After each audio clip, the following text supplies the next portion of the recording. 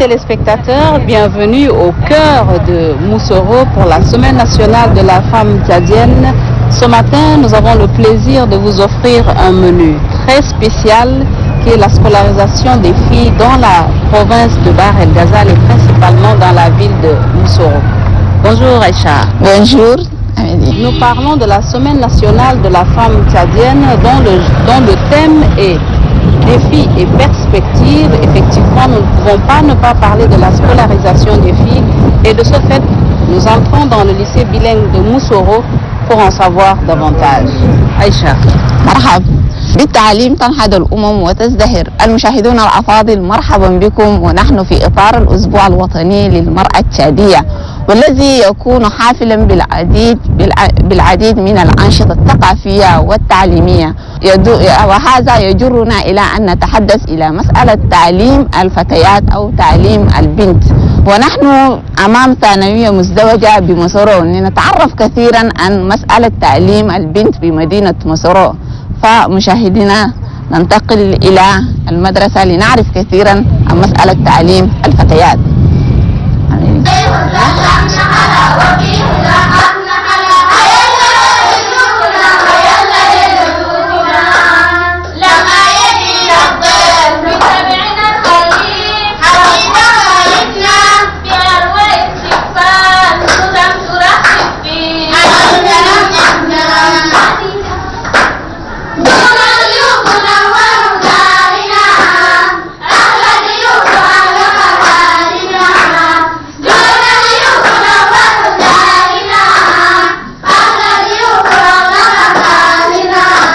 السلام عليكم ورحمة الله وبركاته. نحن الآن في إطار الأسبوع الوطني للمرأة التشادية.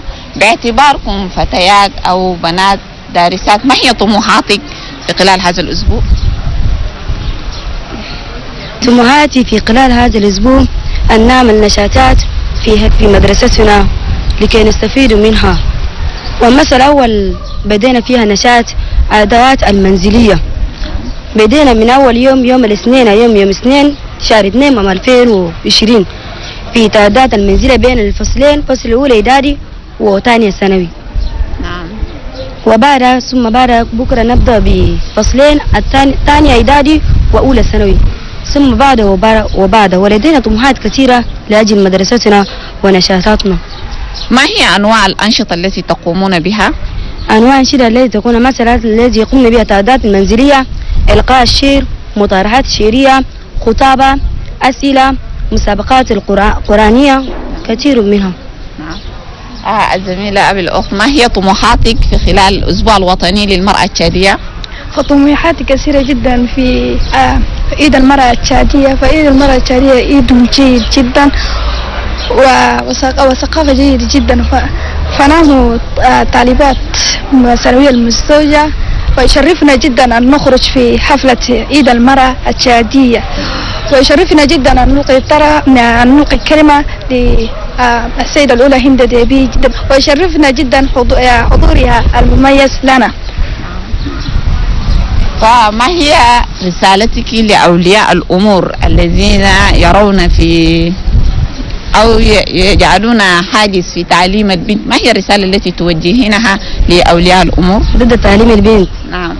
أريد أن أقدم لكل أب أو أم التي يمنعون بناتهم أو أن يدرسوا كلامهم عن الدراسة، لا يريدون أن البنات يدرسون، يقولون البنات مكانهم في البيت، البنت مكانها في البيت وفي المطبخ، ثم بعد تتزوج وتذهب إلى بيتها. فأنا ضد هذا الشيء. البنت هي لديها أيضا طموحات وأهداف وأحلام، فلازم نحقق مثل ما أولادهم بيحققون، وندرس ونكون دكاتير، مهندسات، وزائر. يمكن يشرفنا أن نكون كذلك. نعم، شكرا. ما هي رسالتك لأولياء الأمور الذين يرون في تعليم البنت إعاقة؟ فأقول جدا لآباء الأمور بأن تعليم البنات شيء مهم جدا في المستقبل وفي أي مكان. فالمرأة هي نصف المجتمع. فيشرفنا جدا نحن البنات، يشرفنا جدا أن ندرس، ولدينا طموحات كثيرة، وطموحاتنا أن نكون أطباء ومهندسين زراعيين جدا ولدينا طموحات كثيرة، فأتمنى لكل ولي أمر ألا يزعج بنته وأتمنى لها التوفيق كي تدرس وتكمل دراستها. هكذا مشاهدين استمعنا إلى طموحات بنات ثانوية المزدوجة الخضراء بمدينة موسورو، ونتمنى مشاهدة ممتعة لباقي برامج وأنشطة التعليمية بمختلف المدارس بمدينة موسورو. Toujours dans le cadre de la scolarisation des filles, tout à l'heure nous étions dans un lycée bilingue de Moussoro. À présent nous sommes à l'école primaire franco-bilingue également de Moussoro. Aïcha? نعم بالضبط. نحن الثنائية اللغوية فرضت نفسها بمدينة موسورو وبقوة، حيث الآن نحن أمام المدرسة الابتدائية العربية الفرنسية بمدينة موسورو، ونتعرف كثيرا ونكتشف الكثير عن مسألة تعليم البنت في هذا المجال. فلنتابع.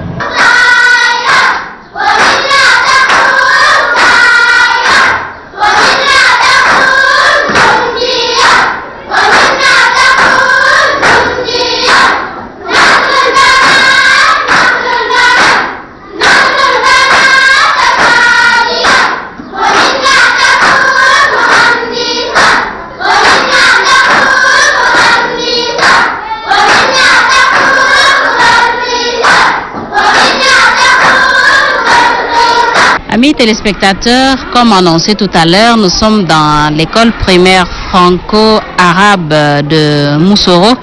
Toujours par rapport à la semaine nationale de la femme tchadienne, il est question également de la scolarisation des filles. Et là, nous sommes en compagnie de deux fillettes qui sont de l'école primaire avec qui nous allons nous entretenir. Comment tu t'appelles? Je m'appelle Amina Adam Abdullah. Et toi? Je m'appelle Bilal Moussa. Qu'est-ce que toi tu veux devenir demain dans la vie?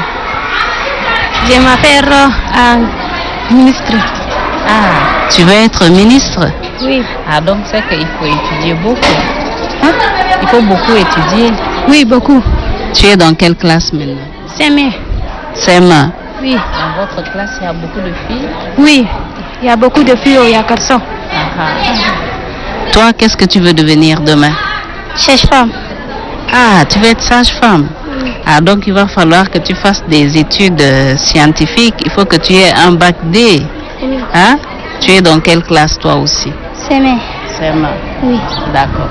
Vous l'avez entendu, amis téléspectateurs, le temps où la femme ne doit être qu'au foyer, s'occuper du ménage est révolu. Vous entendez bien avec moi, ces fillettes sont prêtes à être ministres de la République, elles sont prêtes à être également sages-femmes dans ce pays.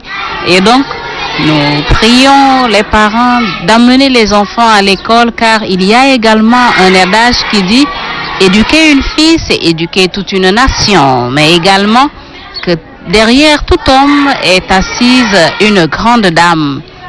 Et la femme est à la fois fille d'abord, mère, maman, tante, sœur. Donc vous voyez que la femme a une grande responsabilité déjà dans le ménage, mais également dans la société. À tout de suite. Bonjour ma fille. Bonjour. Comment tu t'appelles? Je m'appelle Aïcha Abdraman Sougui. Bonjour. Bonjour maîtresse. Comment tu vas? Je m'appelle Aïcha Senam. Dis-moi, tu es dans quelle classe? La classe de CM1. Tu es en classe de CM1. Qu'est-ce que toi, Aïcha, tu veux devenir demain? Moi, je suis docteur. Tu veux être docteur? Oui. Ah, donc c'est que si tu veux être docteur, il faut faire de longues études. Oui. Tu sais ça, non? Oui. D'accord, comme ça tu vas soigner les femmes, tu vas soigner les papas, tu vas soigner les enfants. On est d'accord? Oui. Ok. Toi, qu'est-ce que tu veux devenir? Enseignant. Tu veux être enseignante? Oui. D'accord, je prie que Dieu te donne longue vie pour être enseignante demain. Ok? Oui. Amis téléspectateurs, comme vous venez de le suivre tout à l'heure avec les fillettes que nous avons eues en notre compagnie, déjà à cet âge, chacune d'elles a des ambitions, pour celles qui veulent être médecin, pour celles qui veulent être enseignante, pour celles qui veulent être sages-femmes, pour celles qui veulent être même ministres de la République du Tchad. Nous leur souhaitons bon courage et à tout à l'heure avec Aïcha. مشاهدونا الأعزاء كما تابعنا سويا أن الهمة والعزيمة والتطلعات كانت عالية، حيث أن الطلاب لديهم رغبات وطموحات في المستقبل. فلنستمع إليهم. السلام عليكم. وعليكم السلام. اسمك الكريم؟ كلثوم محمد مارا. السلام عليكم. وعليكم السلام. اسمك الكريم؟ صديحي وشيف.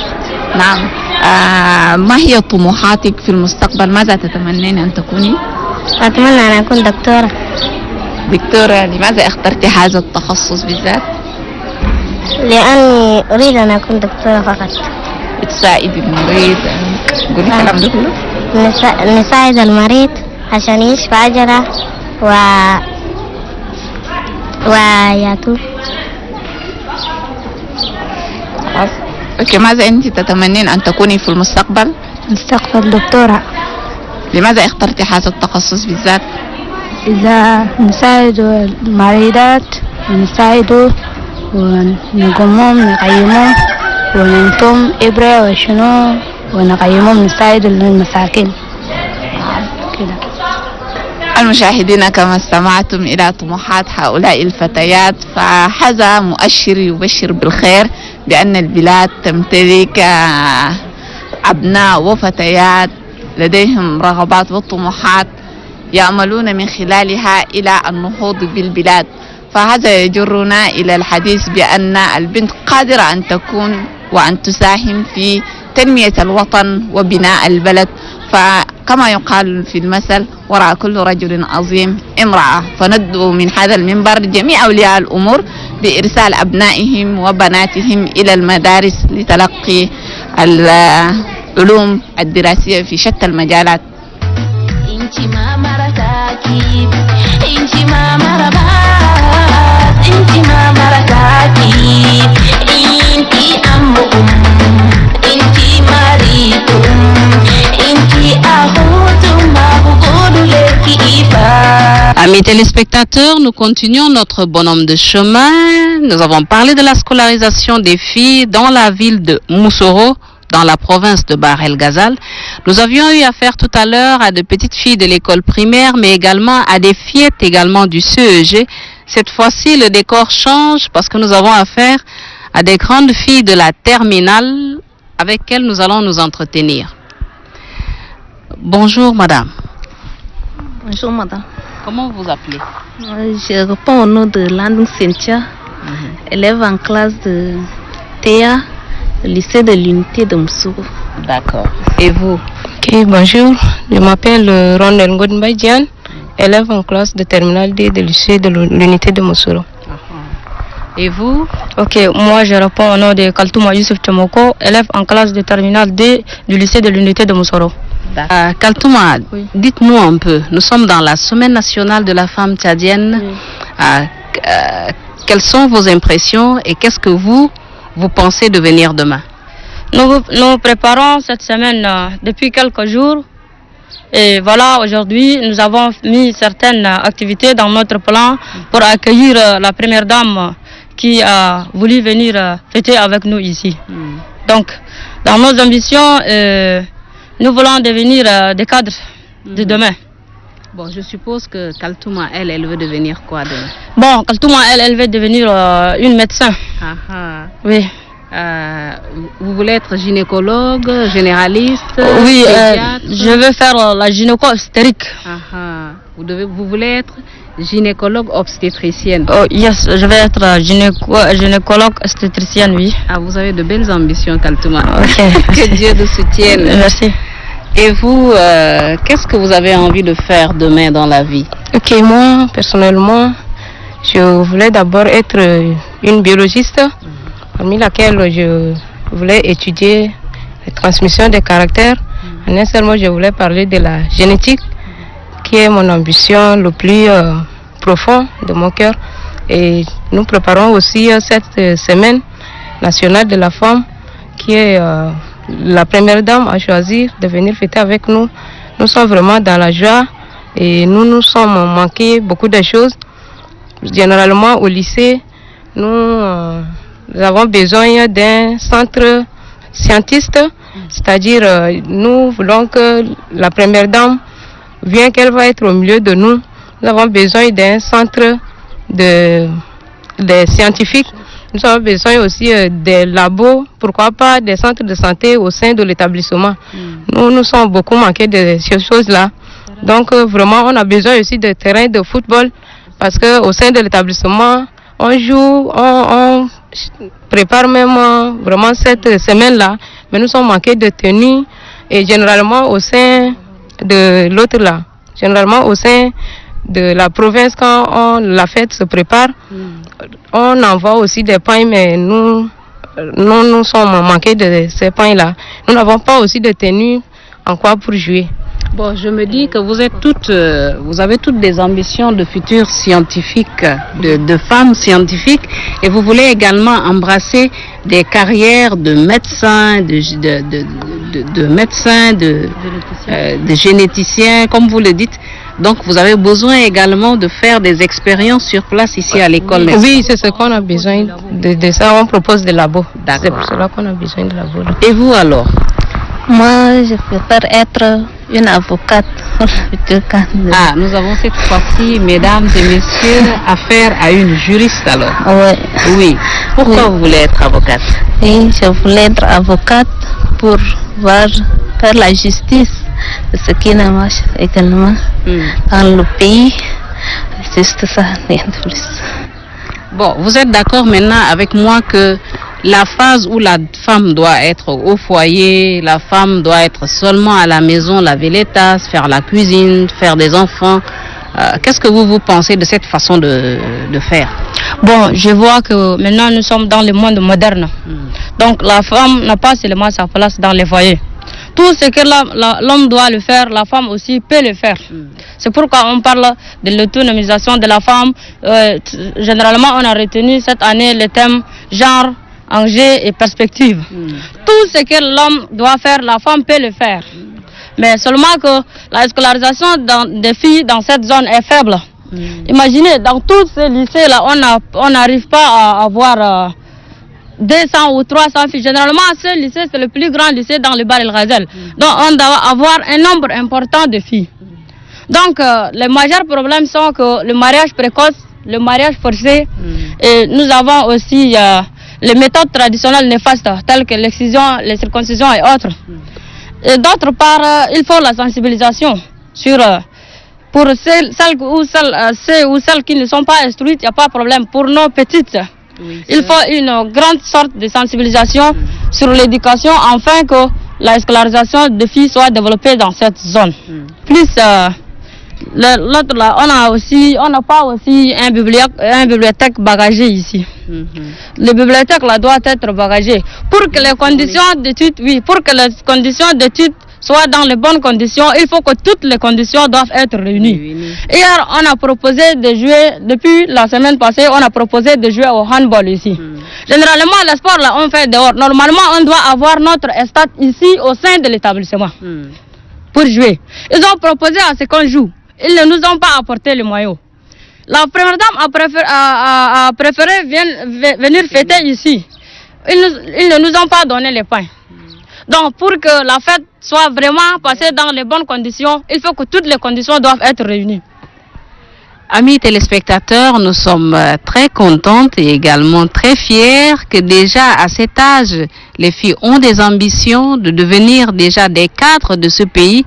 Je crois que l'appel également a été entendu pour les aider avec tout ce qu'elles ont demandé, des infrastructures, mais également des infrastructures qui leur permettent surtout que ce sont de futurs scientifiques qui vont leur permettre de faire leurs expériences sur place ici dans le lycée, mais également, comme elles l'ont dit, que les conditions soient réunies pour l'épanouissement de la femme. Comme on l'a dit tout à l'heure, éduquer une fille, c'est éduquer toute une nation, mais également, derrière un grand homme est toujours assise une dame. À tout de suite.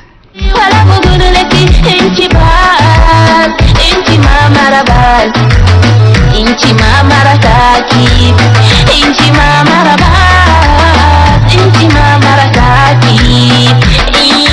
amma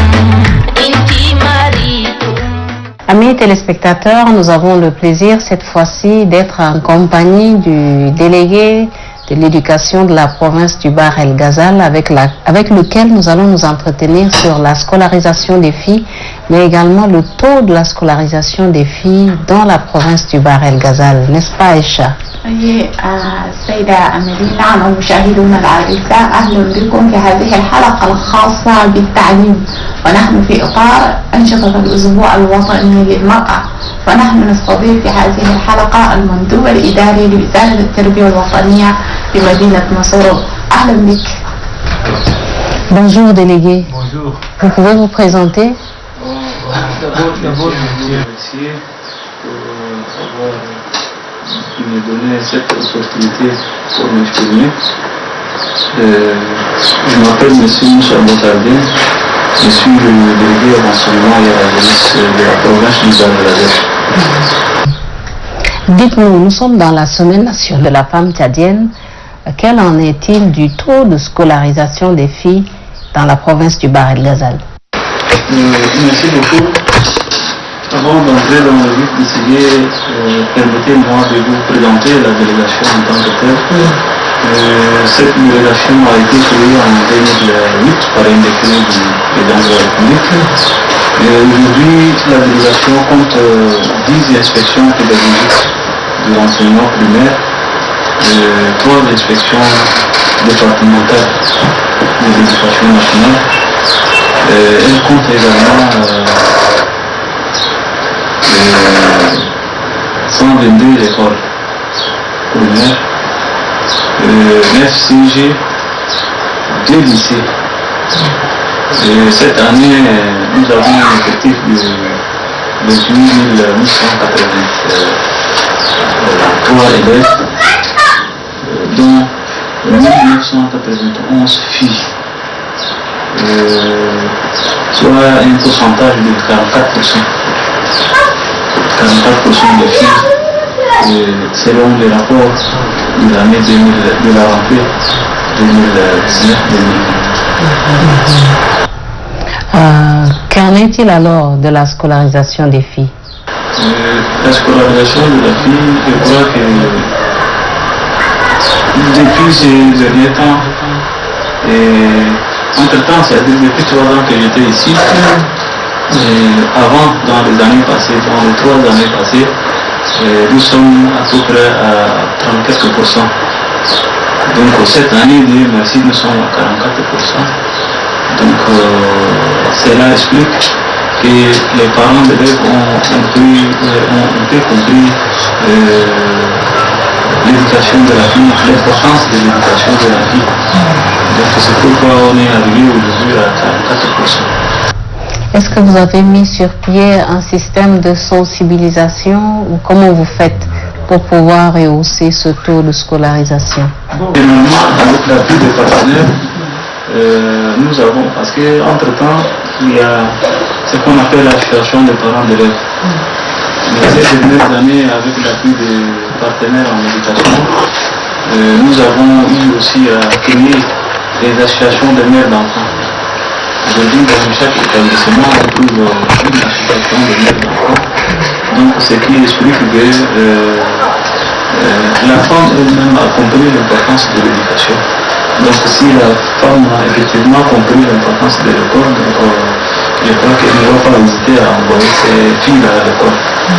Donc, c'est aussi un dispositif très important pour encourager les filles à l'école. Donc, pas seulement parce que envoyer les filles massivement à l'école, c'est pas aussi suffisant. Donc, il faut aussi le maintien de la fille des filles à l'école.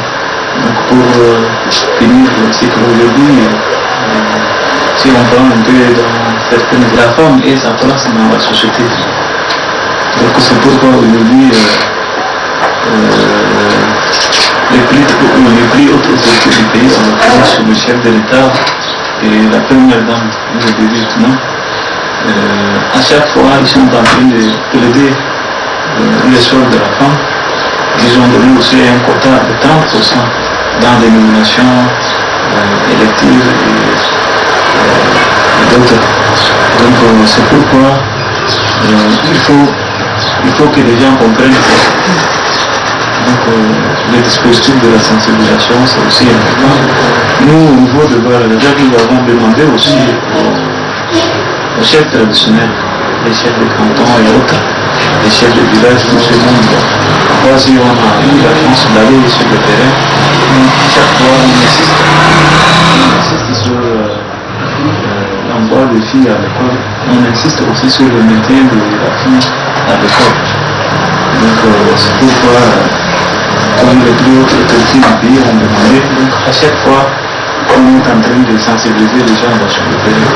Je leur dis Dieu merci, quelques partenaires ONG qui interviennent dans cette province. Nous avons aussi signé des accords de partenariat avec ces ONG-là. Partout où ils sont en train de véhiculer ce message à leur niveau également, avec les associations de mes concrètes. Merci, monsieur le délégué. Aïcha. ومعها سيدة من المندوب الإداري حابين تعرفنا عن نفسك قليلا وتحدث لنا عن التعليم بصفة عامة في مدينة مصر. شكرا، أنا مشكور كثير. أنتم فرصة في مطروح مرة نقدم لكم التعليم في بنغازات. تسمعني زي بريزنتاسيون عن الديليغاسيون ده. Donc le désir en التعليم ده créé en 2008 en traité montagneux de créer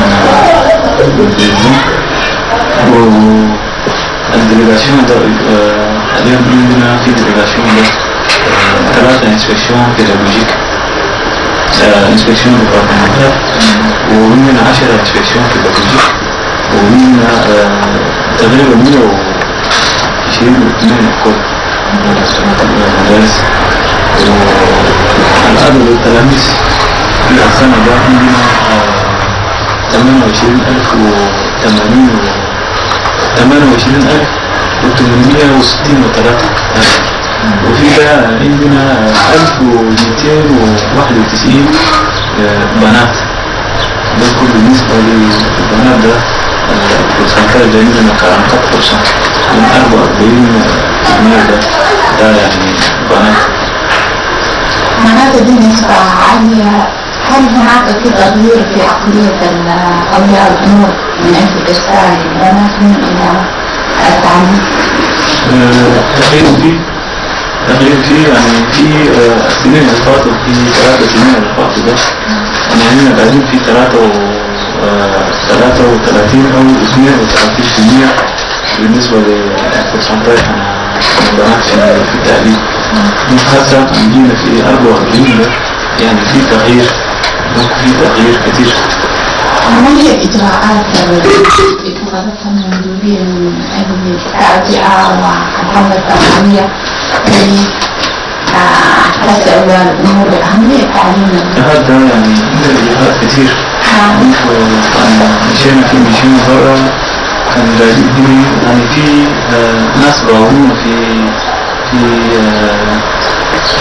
sensibilisation البنات. وعندنا زمان ده ما في اسوشياسيون يعني اليوم انا امهات الريال بس امهات الريال ده ما في. هسه ده اسوشياسيون عملنا بعضنا قاعدين في شركه في تلفزيون في شركه كلها عندنا يعني جميع النساء ليساعدون لشروط قوية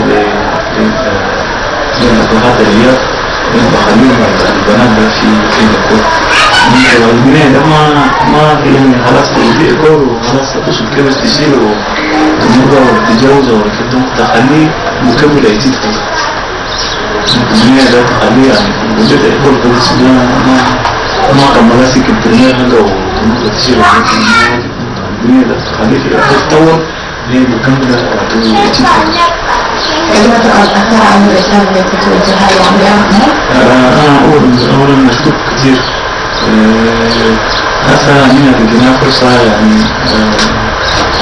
كان حجم في سيستم إدكاتيف في ولاية البغداد ده يعني ده فرصة لنا وغنيمة من مرة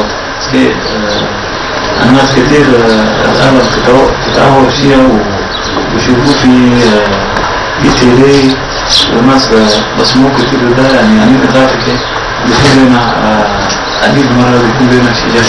وكلمة الأخير ده أنا نطلب من أبهات الدكتور الأمهات الرياض هذه يعني الموضوع هي رد فيه الكل وسورتو البنات ده خليه يقدموا وخليه يعني خلوه في أقول جسر يقوموا إتيت هذا الكلمة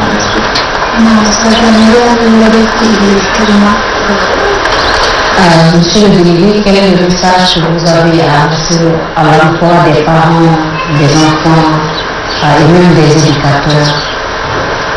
Bon, moi je pense que je lance un appel solennel surtout aux parents.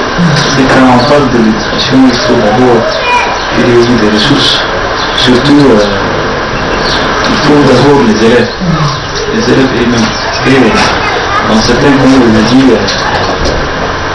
il y a l'enseignant, il y a des infrastructures, mais les gens n'en voient pas le quoi. Donc il faut la disponibilité de ces élèves-là d'abord. Je lance un appel, je demande à tous les parents d'envoyer d'abord les enfants massivement à l'école. Tous les enfants qui ont l'âge scolaire, ils doivent être à l'école. Parce que l'école c'est une obligation. Parce que c'est dit dans la Constitution que l'enfant a le droit de. Parce que pas question que les parents retiennent les enfants à la maison ou bien ils envoient derrière les troupeaux, donc c'est pas obligatoire. C'est l'école qui est obligatoire. Donc il faut que les parents envoient les enfants en général à l'école et particulièrement les filles à l'école. Et le maintien aussi des filles à l'école pour qu'ils finissent les cycles. Donc normal. Donc c'est ça le message. Je demande aussi le but du merci parce que l'État, surtout cette année, dès le début de l'année 2020, nous avons eu l'éducation de moyens roulant. Donc ça a permis aussi aux inspecteurs et aux responsables d'éducation de suivre ces activités-là. Donc c'est une année qui s'annonce bien aussi, avec des petites augmentations de salaire, même si c'est dérisoire, je pense que les gens sont un peu quand même motivés. Donc vu cette motivation, il faut que les gens se mettent aussi au travail. Donc je demande aussi aux enseignants de dispenser bien aussi le cours parce que parfois vous trouvez dans certaines écoles qui ne font même pas 5 heures. 5 heures de cours, c'est tout de l'école en bourse. Et ils font 3 heures, il y a d'autres qui font 4 heures. Donc parfois ils disent que les enfants viennent vers 8 heures, 9 heures. Donc c'est aussi un handicap, il faut que les enfants viennent à l'école à temps. Et aussi un message fort aux élèves, surtout entre-temps les élèves étudient bien, surtout ceux qui sont au niveau moyen et secondaire. Parce que l'école, c'est-à-dire on n'apprend pas le 100% de ce qui doit être dispensé à l'école. Il faut au moins quelques pourcentages d'études. Donc il faut que les enfants étudient à la maison. Il faut que les enfants étudient parce que s'ils n'étudient pas à la maison, je pense que c'est pas vrai. Et partout où on vit là, les gens n'étudient pas à la maison, donc c'est pas vrai. Il faut que les enfants étudient et ils s'entraînent. Et il faut que les enfants, les parents suivent aussi les enfants à l'école. Parce que quand on envoie un enfant à l'école que vous ne savez même pas là où il est, ça c'est pas possible. Donc il faut que chaque parent cherche à connaître d'abord l'enseignant de son enfant. Parce qu'aujourd'hui, il y a des parents qui ne connaissent même pas les enseignants, qui ne connaissent pas l'enseignant de son enfant. Tu ne connais même pas son nom, tu ne connais même pas. C'est pas de ça motive des gens qui viennent d'ailleurs pour enseigner les enfants. Donc il faut que les parents cherchent à connaître l'enseignant au moins qui est en train d'enseigner ton enfant. Voilà. Donc quand tu ne connais pas qui est en train d'enseigner ton enfant, c'est pas normal. Donc il faut aussi une familiarité entre les encadreurs et les enseignants et les parents. Parce qu'on envoie certains enseignants en bourse, mais une année plus tard, quand ils reviennent, ils ne connaissent même pas 2-3 personnes de la ville, du village. Donc c'est pas tout le monde. Donc il faut que les parents, il faut qu'ils accueillent bien les enseignants. Il faut qu'ils se familiarisent avec les enseignants. Et comme ça, je pense que le processus va être plus facile. D'accord. Amis téléspectateurs, c'est fini. C'était là notre entretien avec le délégué de l'enseignement et à la jeunesse de la province du Bahr El Ghazal. Au revoir et à très bientôt.